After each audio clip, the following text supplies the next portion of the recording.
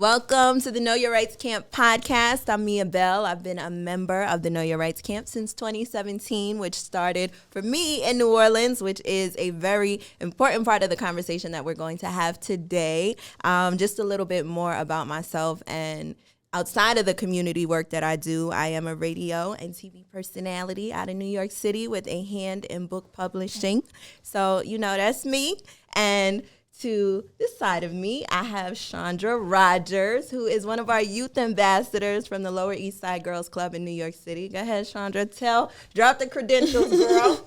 Hi, everybody. I am Shandra. As you just heard, I am a poli-sci major on pre-law track, minoring in media journalism at Howard University. I've been an youth ambassador for Know Your Rights Camp also since the 2017 New Orleans camp. And I work really full-time activist student, so I have a lot of different activism things going on separately, and I love to use art as a way to do that. So, yeah. Now, we have a special guest who is also a member of the Know Your Rights Camp, but this year he's going to be speaking and spreading the knowledge of art and activism, and he goes by the name of Brandon BMike Odums. Clap it up, y'all. You got to clap for yourself, too. Now, hold on now. I'm not done, because BMike has used his talents to merge art, entrepreneurship, and activism to create change globally. And that is why you're here today, and it's a pleasure to be sharing this space with you, and also just allowing listeners to see an inside look at all of the greatness that we get to experience at these camps that we host all around the country. Right. So, BMike, how you feeling, man? I'm feeling great. I'm happy to be here. It's been a while, so I'm excited to be back amongst everybody. And yeah, there's a lot of good energy here, so I appreciate that. Of course. Now, when did the Know Your Rights Camp journey start for you? It also started for me in a lot of ways in New Orleans. Right. That's where I first met most of the folk, and it was my hometown, so it was like, I was asked to do some things, and I was happy to be a part, and ever since then, I've been rocking with y'all. Now, what made you use art to kind of create change within our community? Like, what sparked that? So I grew up seeing a lot of amazing people be servants. You know what I mean? Like, my father was in the military for a long time, as well as he's a pastor. My grandfather was into politics.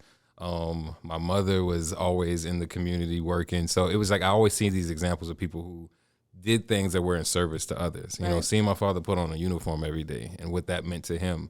You know what I mean? Seeing every Sunday or whatever, Wednesday, Thursday, Friday, and Saturday, seeing church, having church, and seeing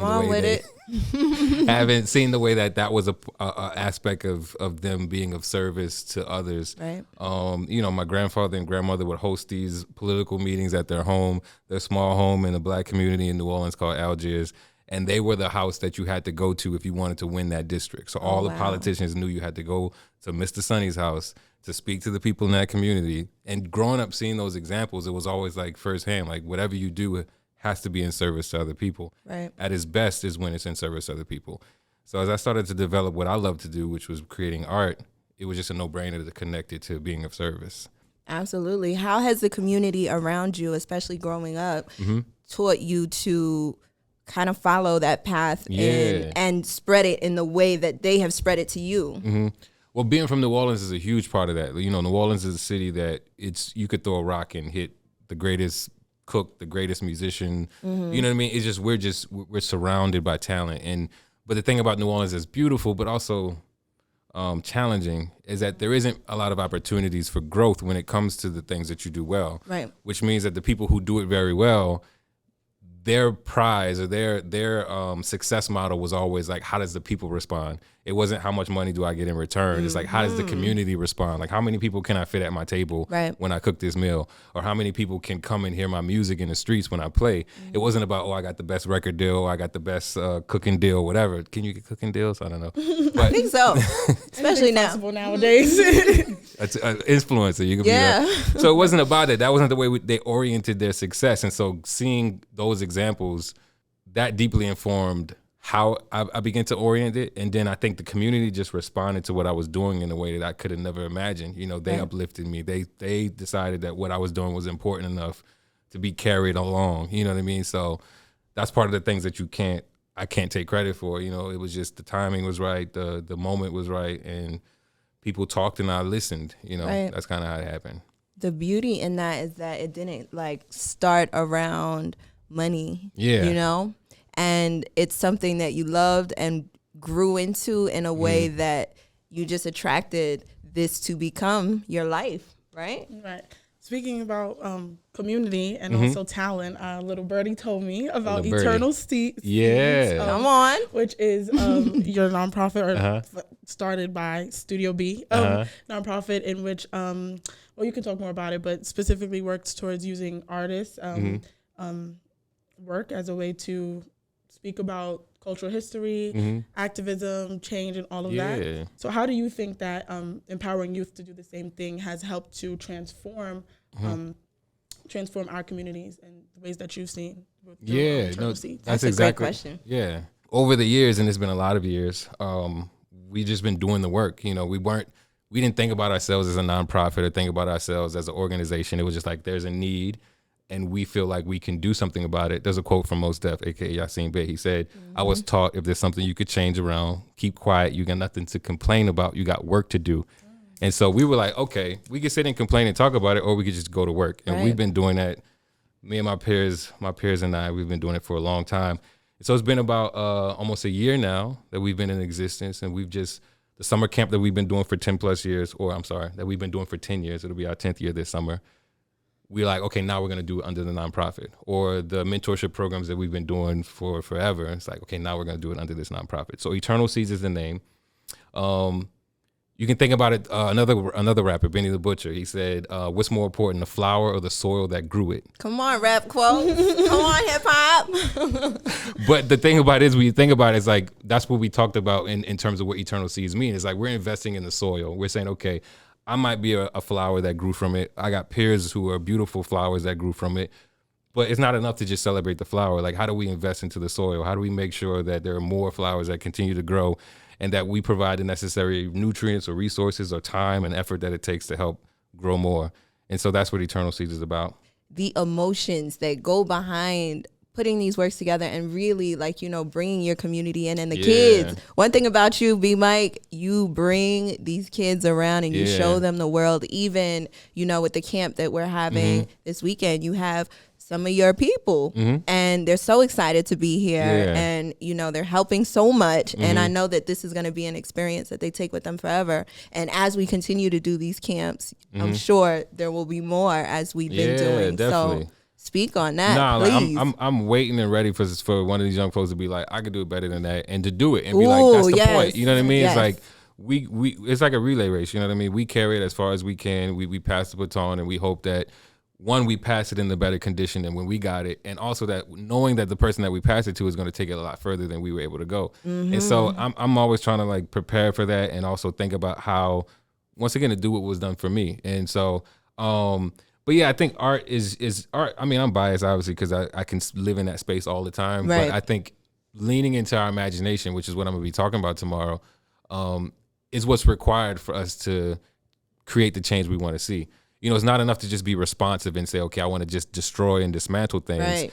It's equally important, if not more important, to say, okay, what are we going to build in replace of what we want to destroy? Like, how do we collectively use our imagination to say, okay, this system isn't working, but we can collectively imagine something different and better. You know what I mean? And I think a lot of times for us as a people, we can sometimes be hyper emotional about being responsive. So we're always stuck in defense. It's like, dang, this just happened. This just happened. You know, we got to always respond. Just to assert, to have the agency to imagine, to say, you know what, this is the world I want to live in. It's just like the 10-point system. That is a radical imagination. That's to say, okay, we're fighting for this thing. We're not fighting against this thing. We're fighting for this thing. You know what I mean? And that's a distinction that we always have to remind ourselves as we do this work, is that it's not enough to just be saying, okay, what are we against? What are we against? It's what are you for? How do we organize around, like my homegirl Aja Monet said, she said, organize around your values, not your fears. Using art as activism redefines art itself. So how do you think that merging the idea of art and activism allows for and creates space for this imagination in the way that we can transform activism itself. Yeah, definitely. That's a good question. It's a tool, just like anything else. Everyone has a role to play in this work that we're doing. You know what I mean? Like, this camp is an example of all the different processes that's required to create the change we want to see.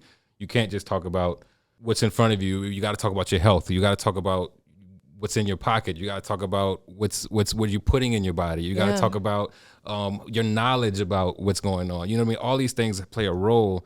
And I feel like art plays a huge role in activism because, once again, it allows us to imagine. It allows us to reshape what's in front of us. It allows us to not just see.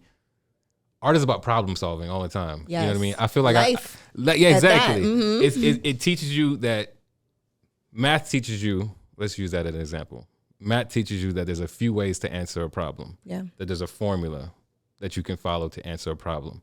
Art teaches you that 2 + 2 is whatever I want it to be. You know what I mean? Like, it's going to be how I determine how I solve this problem. And so I think for a lot of us, especially young people that are already oriented to think that way, we kind of get taught out of it as we get older. It teaches you that you can imagine solutions that aren't based on the rules that someone else said.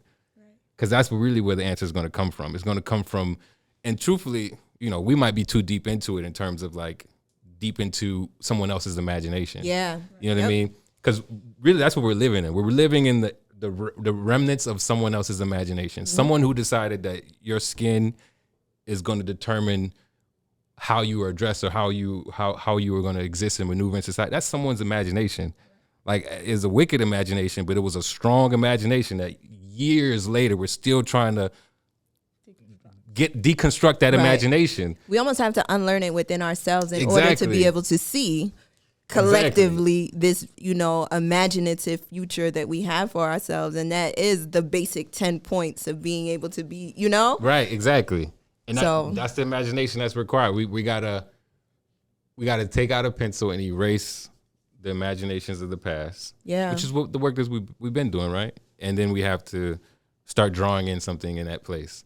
You know what I mean? So now, okay, in replace of that imagination, I'm going to draw in something new. Right. And all of the beautiful things. I think we forget how beautiful life is supposed to be as far as really embracing each other and the things and the spaces that we want to infiltrate. And we're caught behind what it was and what it was meant for us to see. So we really got to break those things down. Point. And that's something that you've been doing and teaching the youth too. So, you being here and talking to the kids and speaking that knowledge and really putting it all together is so important. And we're so happy and excited. And we thank you for it all. And we're going to do it again next time and the next time after that. Thank you. Thank you so much. Thank you. I appreciate it. Y'all doing a great job. Look at that. It's the Know Your Rights Camp podcast. Yes. I'm Shandra Rogers. I'm Miabelle Busico. I'm Brandon BMike Odums. And we know our rights. Thanks for listening to the Know Your Rights Camp podcast. I know you loved it. And if that's true, I need you to like, subscribe, and share. Okay?